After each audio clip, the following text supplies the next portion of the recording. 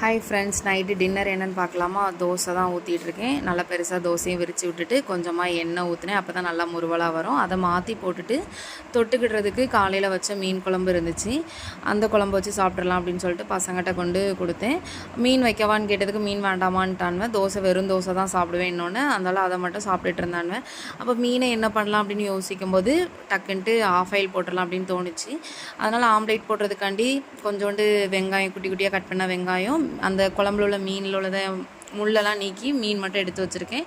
அதையும் போட்டுட்டு 2 முட்டை அதையும் போட்டிருக்கேன். அப்புறம் கொஞ்சோண்டு உப்பு தூள் அதையும் போட்டுட்டு அப்புறம் மீன் குழம்பு அந்த மீன் குழம்பு இருக்கும்ல, அந்த குழம்பையும் கொஞ்சமாக ஊற்றி நல்லா மிக்ஸ் பண்ணி விட்டாச்சு. நல்லா மிக்ஸ் பண்ணதுக்கப்புறம் தோசைக்கல்ல அடுப்பில் வச்சுட்டு கொஞ்சம் அதிகமாகவே எண்ணெய் ஊற்றணும். அப்போ தான் நல்லா பொரிஞ்சு வரும்.